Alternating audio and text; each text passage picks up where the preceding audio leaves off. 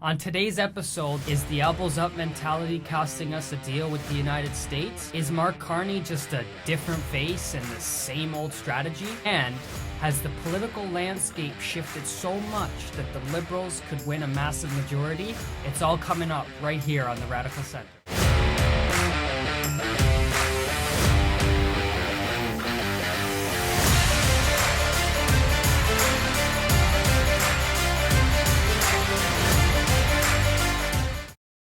Hello, everyone. Welcome back to the Radical Center podcast. Before we get started, I want to send my thoughts and my prayers to my co-host, Noka, because unfortunately her mother passed away a few weeks back. She'll be taking some time off. She obviously will be back. But this week, I'm bringing on Ian Connerty because nobody wants to hear me talk for myself for an hour. So, Ian, welcome to the show again. Thank you very much. Good to be here. Or should I say Inspector Gadget or Sherlock Holmes or a member of the crooked press, should I say? What the facts, man? Just the facts, man. Okay, so the last time that we were on the podcast together, it was election night. It was our election night live stream. And we both thought that we would see a conservative minority. For me, that outcome shocked me because the Conservatives, they had a strong popular vote showing. They did make some gains in Newfoundland, but they lost a few incumbents. They avoided the usual wedge traps that, baby Trudeau liked to draw Conservative leaders into. And they even built a, late but campaign momentum that was carrying them through the end. But, they still lost, right? So Ian, my question to you is simple. Why did the Liberals win and why did the Conservatives lose? Well, there are two main reasons that the Conservatives lost. One was that the Liberals got rid of baby Trudeau, who was hated universally. They replaced him with the new gadget, and nobody knew anything about Mr. New, so that they were able to paint a nice picture about him. And we're learning more now that he's Prime Minister. But at the time, he was a total unknown. And he came with a very impressive resume, which I agree that he's got an impressive resume. And he's using it now. The second reason is they followed Ford, who ran against Trump and won. And they stayed on script. Almost the entire election, it was Ford. Sorry, they ran against Trump. So it was Trump is bad, and I'm going to get my elbows up, and we're going to beat him down once I win the election. So from a communications and a campaign point of view, they did well. Pierre, on the other hand, had trouble with his campaign. There was internal bickering, and his people wanted him to go after Trump, and he didn't. I blame Jenny Byrne. I've heard that from other Conservatives. She said, no, don't go on your opponent's field, which is standard in elections, except when you're running against Trump in probably the most emotional election that I can remember in 50 or so years, and probably in Canadian history. Where we're going to be taken over. What's he going to do? So I watched very carefully, and it was only in the last week and a half that he even mentioned the Trump thing. He was talking about affordability all the way through. He's going to build more houses. He's going to do this and that. The tax. Well, the tax was axed. And one of the first things that Carney did was no more carbon tax. So in a sense, for a year, Pierre was building those issues. They were taken away from him in the first week of the campaign. So he's kind of flailing about, in my opinion. And the second problem that Pierre had was that his image was that of a street fighter, very aggressive and very effective in the House of Commons as the leader of the opposition. But it's not what you want to do if you're a prime minister in waiting. You want to look like a guy who's going to take control, and he's going to be a little bit calmer. So you had two parts. You had the Liberals sticking to their script very carefully, and you had the Conservatives screwing it up, in my opinion. Right. That's very good analysis. Thank you for that, for summing that up. So we're obviously going to get to the whole hell blows up thing. We're going to talk about Pierre Poilievre, but we're going to kick it off, and we're going to kick off a section that I'm calling Mark Carney's honeymoon, because that's what he has. Yes. It's more simpler than that. He just has the good graces of the people who just elected him. Earlier this week, you and we chatted on the phone about Mark Carney and how he's been doing as Prime Minister. And speaking of honeymoon, you told me that you think in 2 years that the buzz will wear off and he will fade. So what do you think about that? Yeah, all honeymoons end for newly elected politicians, premiers, and prime ministers. And in Carney's case, there are cracks already. And I'm predicting that within 2 years at the most, the honeymoon will be over. And we started to see those cracks just this week when we were supposed to have a deal with Trump on the first of the month. And the day before, Mr. Carney, in my view, made a very strategic error. That's the day he chose to announce that he was going to support a Palestinian state. And he must have known that Trump is desperately opposed to that. Trump has made it very clear that he's supporting Israel all the way. And whatever we think about what's going on over there, he poked the bear the day before they were supposed to have a deal. So I believe there was a deal pretty close. And then when Carney did that on the 30th, Trump went into one of his fits. And Carney almost misunderstood how to deal with Trump, I feel, because almost everybody knows that when he talks about tariffs, it's not about the economy. He's using it as a political tool to punish countries that don't agree with him on certain issues. For example, look what he did to India just the other day, because they're selling oil to Russia, or they're buying oil from Russia. And it has nothing to do with the conversations they've been having about tariffs and a new trade deal.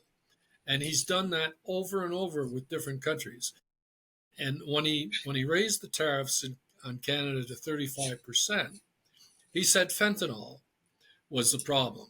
Again, well, there's some dispute about whether that's really an issue. Canadians are saying just 1% of fentanyl that goes to the States comes through Canada.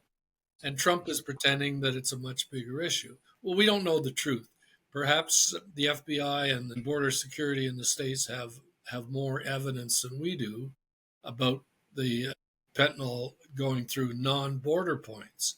Because and the other thing about the fentanyl thing too is I remember Patrick Brown kicking up a storm not too long ago talking about how we only inspect something like 1% of the shipping containers that come into the United States. And, you brought up the FBI. He was actually on Joe Rogan's podcast not too long ago.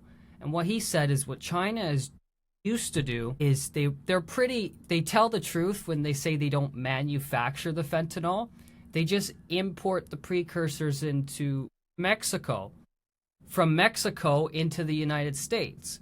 Now that the Trump administration has been largely successful on securing their southern border, they're coming through other weak points, and that weak point is Vancouver. Going back to what you said about the Israel-Gaza conflict, when Noka's back on the show, I think she'll have a chance to share her perspective, which she's made very clear. But my view, however, isn't about necessarily the policy itself. This announcement had more to do with the trade relationship that we have with the United States than anything else. And, the United States has been making a lot of deals with these countries that he has been threatening to hit with retaliatory tariffs, right? And some people argue, they say, well, it's not inked, it's not signed. Well, it doesn't matter, because the fact of the matter is they're not getting hit with these massive tariffs. But look, and I'm glad you mentioned that too, because like I've said from the start, it's clear now, I knew it, but it's clear, becoming more and more clear to people in the mainstream media, that these tariffs are a negotiating tactic. Yes. And we have to recognize, as a country, as Canada, that he's achieving his goals. He's getting countries to step up on their military spending. He's getting us to do more on the border.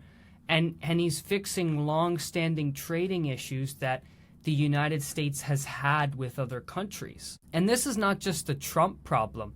If you go back and you look at, it's an annual report released by the United States Trade Representative going all the way back to Bill Clinton. And if you read those reports through, Democratic and Republican administrations, a lot of those things are what the president is talking about.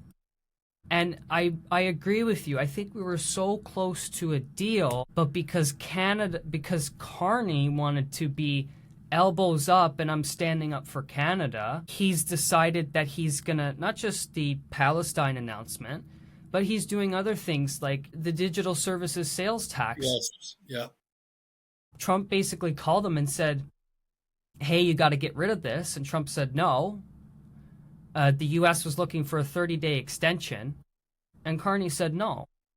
So I understand, and we'll talk about elbows up, but I understand the instinct for many people in Canada to, get all up in arms about some of the things that the president says. But they're not illegitimate concerns. And I'm surprised that Mark Carney hasn't been able to make a deal with the United States, because even though I disagree with him on policy, he's not a stupid guy. The tactics were wrong. The tactics were wrong. Yes.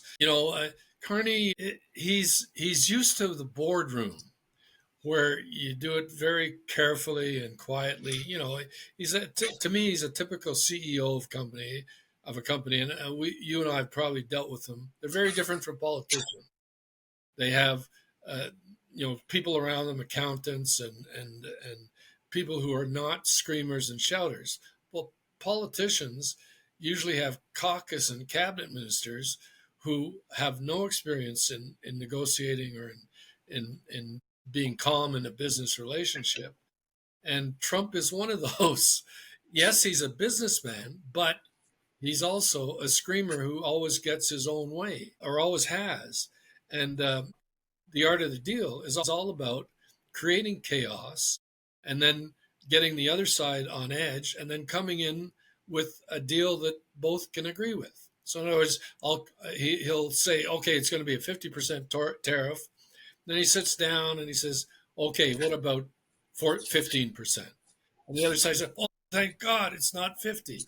And that's what he did with the European Union. And that's what he has done with China.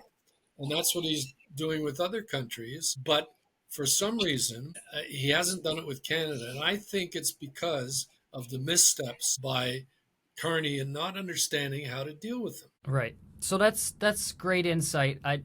I was going to bring up the art of the deal because I've read it from cover to cover, and it lays out in excruciating. It was written by him, but he tells you exactly the way he does business, and he treats the country like a business, and you cannot understand who you're dealing with on the other side of the table if you don't know how they negotiate. That's going to bring me to our last topic on Mark Carney, and then we're going to talk a little bit about Pierre Poilievre. You sent me an article this week, which was a video of Peter MacKay going on CTV and saying that elbows up has backfired. Is he right? He's partly right. It was a phony. It's now looking to be phony in the eyes of Canadians. In other words, a lot of folks that I talked to during the election, Liberals, were quite excited. Well, he's going to be better off in giving Trump a black eye than Pierre is, or whatever. That was kind of the view. He's the guy we want negotiating. Well, then after the election, he turned into a bit of a pussycat. All of his public statements were, well, we're working on a deal. The same as a corporate executive would say. They were not political answers. If who has had the best political answers is Ford.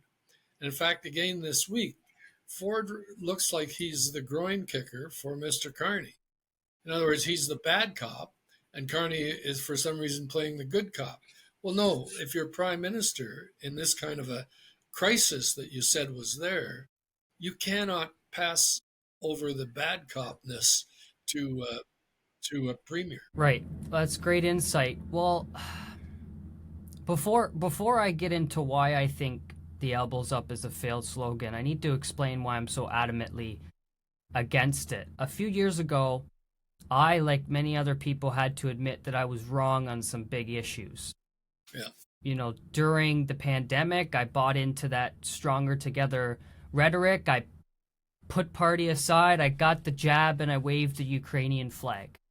And those narratives were pushed by both people on the left and the right. And I've been so firm, sometimes incredulous, because I don't want to make that mistake again. I'm not falling for another rallying cry that tells us to set our disagreements aside, when in reality it's just a smoke screen.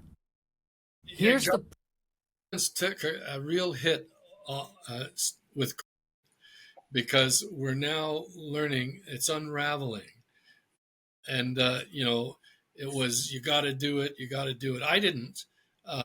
I had friends who also didn't, and one of my friends said to me, "It's like the flu. You want to get a flu shot?" I said, "I've never had a flu shot, and I've had flu." He said, "Well, don't bother." And he got sick, and so did I, but we got over it. And I was diagnosed with, but it was like a flu I had for a couple of weeks. All these people who were dragged into the narrative, which we now know is full of holes. So governments everywhere are left with the hangover that they lost credibility on that, and they're hard to trust on anything else. right. And look, here's the problem with elbows up. Inherently, like just breaking it down to a very simple level, it isn't a strategy. It isn't a plan. It isn't even a real rallying cry. It's an emotional outburst born from hurt feelings, not grounded in any reality whatsoever. It's a slogan. It's a political slogan. Right. Sometimes slogans have meanings, but this one actually doesn't, because it has zero grasp of trade, economics, and the big mean orange man himself. I think that people clinging on to this slogan aren't thinking about the consequences. I mean, we're starting to feel them, and I know that this is going to be upset for some people to hear, but the United States does have legitimate concerns when it comes to, they're not talking points, they're serious, complex challenges that we have to work out with the United States. And the other thing is, with elbows up, somehow, despite all the numbers on our deficit, our economy, and crime, the elbows up crowd, backed by a corporate media outrage, helped reelect a failing government. Yes. And look, here's the truth for here in Canada, and it's not bash, because there are still people in media, in corporate media, that are respectable and are honorable and do their job. But I think that the corporate media in Canada either ignores or misunderstands Donald Trump. He wasn't elected to be predictable. He was elected to fundamentally change how the United States does business with the world. And when you're dealing with the world's largest economy, that means he's going to reshape global trade as an effect. Well, there's another aspect for Canada. Going back into my ancient history, I worked for Papa Trudeau's Attorney General and Justice Minister, Mark McGuigan. And one time, Trudeau couldn't go to a meeting in Washington, so he sent Mark. And Mark told me afterwards that he sat opposite Ronald Reagan, and they each had 8 people or so, 4 on each side. And he said to me, we raised the same 10 issues we always raise, starting with softwood lumber, and going from there. And he said, the other side said that you are 10%. We are 90%. Show us some respect. And so Mark was a very respectful guy, and he didn't get into a fight. He said, yes, no, we understand that. We are a partner, and we've been a good partner on defense in the wartime, et cetera, which we have. And we are not the enemy of the United States. We want to work with you. And that was the attitude. And in fact, going back a little further, Mike Pearson famously said that the United States was the elephant and we are the mouse. And if they get angry, we don't want them to step on us, you know? So and the parallel is between Germany and Austria, which is almost identical. 10% of the population in Austria, 10% of the economy. And you have to be friends because of geography. You have to get along with a neighbor like that. And so elbows up was a message to the politicians of the United States that, wait a minute, have we stopped being friends and neighbors and we can work things out? And some of the politicians in the States understood that it was just rhetoric because they do it themselves, election rhetoric. But some of the others, it did enormous harm. Yep. And some of those people are in his cabinet now. Yep. I agree. Look at that. Left-wing liberal and a right-wing Tory come to agree on a lot of things here today. Let's move on. Let's talk about Conservative leader Pierre Poilievre. There's a couple things we're going to talk about. I'll just fire them all at you at once because you're a big boy and you can handle it. Number one, will he win his riding? What percentage is unacceptable? I think he'll win, and I think he'll win the leadership vote. But if he doesn't, if he loses either one, he's finished politically. And that would not be good for the Conservative Party because we're probably almost 4 years, 3.5 years to the next election, and they would be in chaos again. They'd be searching for a leader, and frankly, there's nobody in the wings to instantly replace him in caucus, for example. You know, I don't see any shining stars in caucus for the Conservative Party. In fact, the guy that I think would be the strongest candidate is Ford. And I do believe that he has federal ambitions. And his staff, from time to time, I've told him to start learning French. But he hasn't. So we watch for the time when we hear rumblings that he's taking French lessons. Then we know. It's sort of like if you look in the United States right now, a lot of people are talking about J.D. Vance and whether he's actually going to run for president. Well, one of the things that they do with the vice president, if they have federal, top office ambitions, is they put him, in the firing range basically. And J.D. Vance didn't just go over to Britain this weekend to fish with the foreign secretary. He's practicing for the job of president of the United States. If you go back in their history, you can see vice presidents who were given nothing to do on purpose. And they didn't become the heir apparent for that reason. And the Biden team, they tried to put Kamala Harris out there and they tried to give her those types of roles, but she just screwed it up at every turn. So, Ford could take French lessons. He could be acceptable and pass the bar. He could take it and he could totally flail and fizzle out into thin air. But my thing is, and I've said this to people, and I hope I'm wrong. I really do. I pray to the good Lord above that I'm wrong. But do I think Pierre Poilievre should step down as leader? No. Do I think that there's going to be a series of circumstances created where he's going to have to step down? I think so. I think the Conservative Party, if anybody's out there listening to my advice, do not take your leader out back and shoot him every single time he loses an election. Especially in a minority parliament. But especially with this leader, because I've said many times on this podcast that I absolutely hated Pierre Poilievre when he first became leader. I thought we were going to get our butts handed to us. But he moved away from the, some of these, focusing on purely just on the ideological issues. And he took the party to the center talking about the cost of living, talking about affordability. And it wasn't until Donald Trump came along that changed everything. Well, Donald Trump and the fact that, baby Trudeau stepped down and surprisingly he left. But that's what I would say. I think we're pretty much in agreement with that. Now let's talk a little bit about provincial politics. Doug Ford won a rare third majority government, not just third consecutive majority government. How is he doing as premier?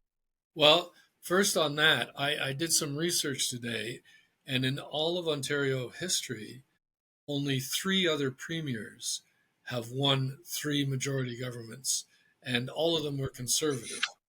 And the last one was Leslie Frost, who won his third majority in 1959. And the one before that was Harold Ferguson, and he won in 1929. And the one before that was Whitney, who won in 1914. And interesting, all three of them have buildings named after them around Queen's Park, which you probably know. They, they that is unthinkable, really. And when you look at all the others who didn't win three majorities in a row, that we're familiar with, including McGuinty, who had four terms, but two of them were just barely. The last two were he just barely won with minorities. And even when we go to federal politics, there aren't many people who have won three majority governments. Mackenzie King, who was there forever, had several minorities.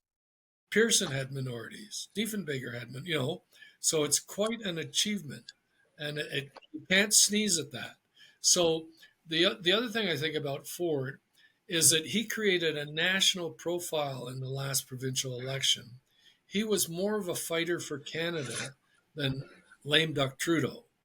And he has maintained that even this week. They had his office put out a press release saying, fighting for Ontario and Canada, so they're building that profile and image, and it's quite well deserved, frankly. As premier, I think I've always said that he's operating from the center, like some other successful premiers have done, like Bill Davis, for example.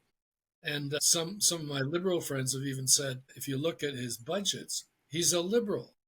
He's spending more than Kathleen did and more than McGuinty did, at bigger deficits. But he's spending it on stuff that Ontario needs, hospitals, old folks' homes, etc. And, he says the occasional outrageous thing, but people love him.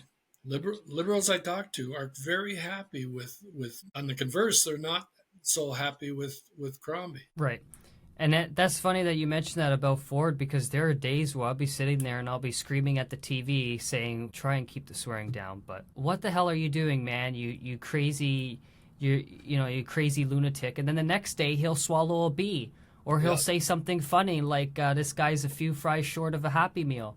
Or he'll talk about bail reform. But yeah, that's right. That's an interesting it's an interesting perspective. I do have a lot of friends, not insiders, just normal people who say, "Well, I think he's not a real conservative. He's a liberal, or he's really a new Democrat." And I'm like, "No, I don't think so. I mean, I just think that he's a really, really, really, really, really red Tory, and that's the way he governs, right? And he can get away with a lot of stuff with the way he governs. Like, I actually thought during the election when they caught him on tape saying that he used to like Trump or whatever, I thought that was going to be it. But then the guy, he put some words together in this carefully worded statement, and I'm sitting here, I'm like, you idiot, you're on tape saying you love Donald Trump, or the EV mandates. He's saying that he's not against it anymore when he was standing with baby Trudeau, praising them to high heavens. And I think that he's been able to skirt by on a lot of those issues because he makes everybody happy. And and that goes with governing from the center. Right. That's exactly what he's doing. So occasionally, just like Davis did, he'll throw a bone to the NDP voters, and occasionally he'll throw a bone to Liberal voters, and you neutralize them that way. Right. Unless they've got a really strong leader that is an alternative. And neither party does. Styles did very well in the election because, as we know, their vote is much more focused than the Liberal vote. the Liberals have to run against Conservatives all across the province. The NDP picked 30, 40 seats where they've had success, and they concentrate all their efforts there.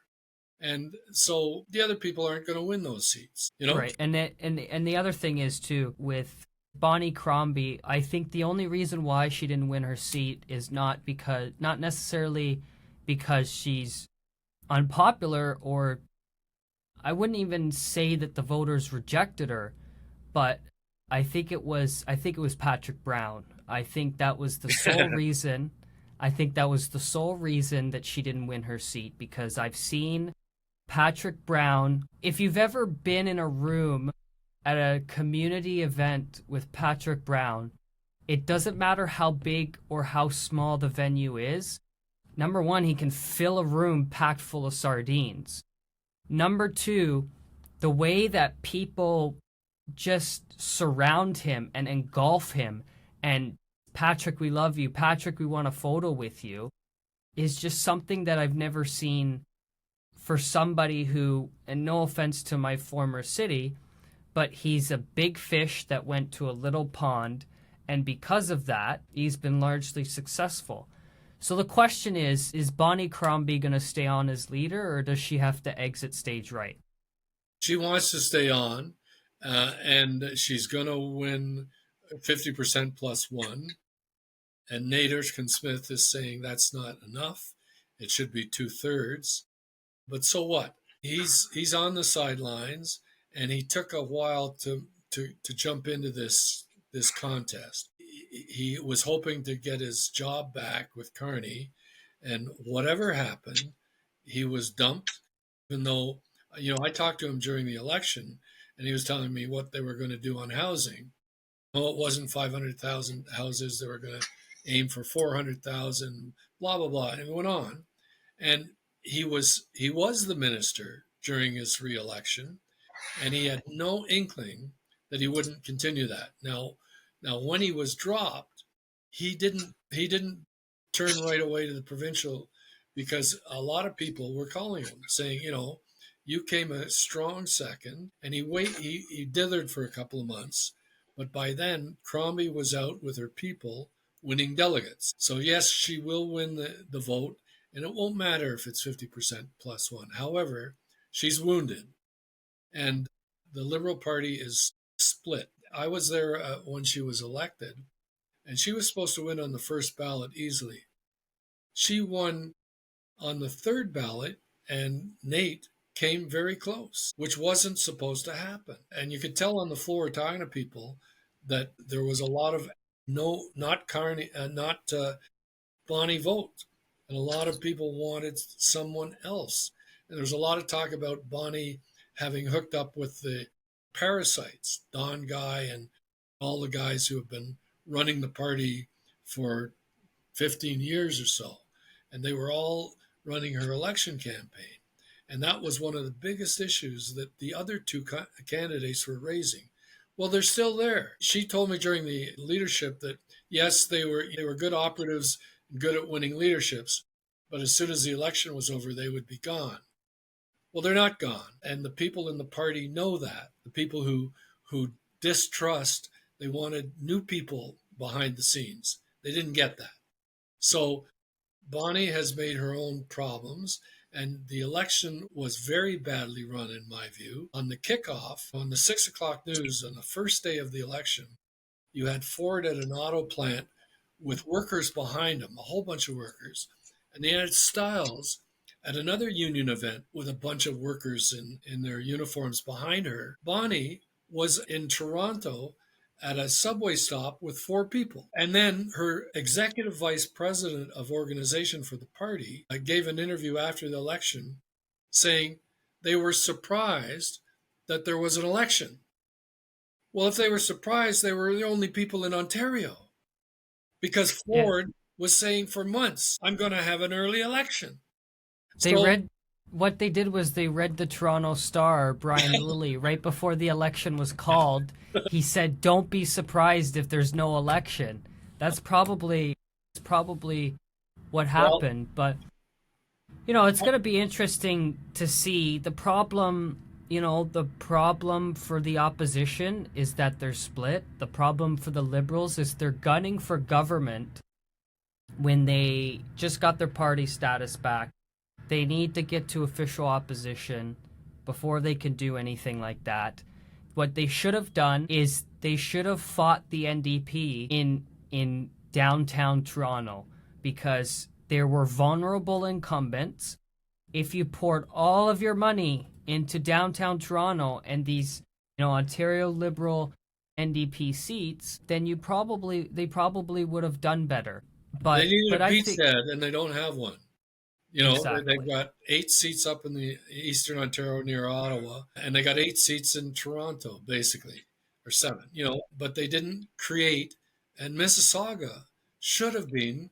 I heard party insiders saying, we're going to sweep Mississauga, and it made sense because that's where the leader's from. That's where she got 78% of the vote the last time she ran for mayor.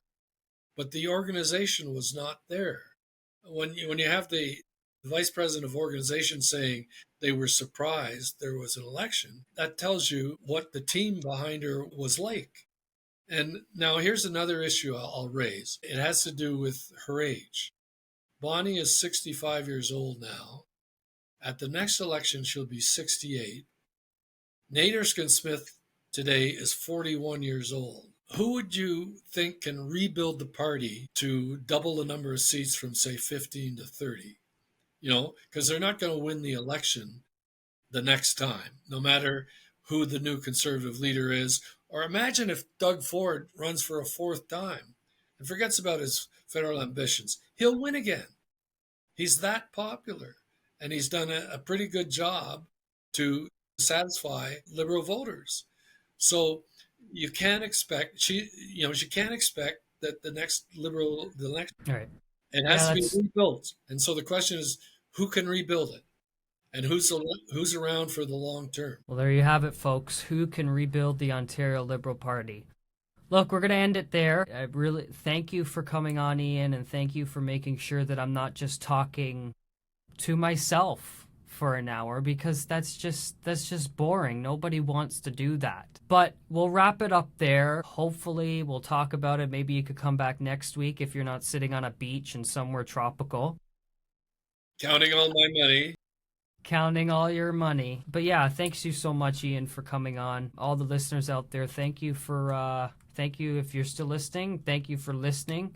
Noka's going to be back, but please remember to like, subscribe, all that crap. Leave a review. If you're on YouTube or you're on TikTok, please don't leave your nasty comments, because, nobody wants to see that. But yeah, with that, everybody have a good weekend. Always a pleasure. Bye now.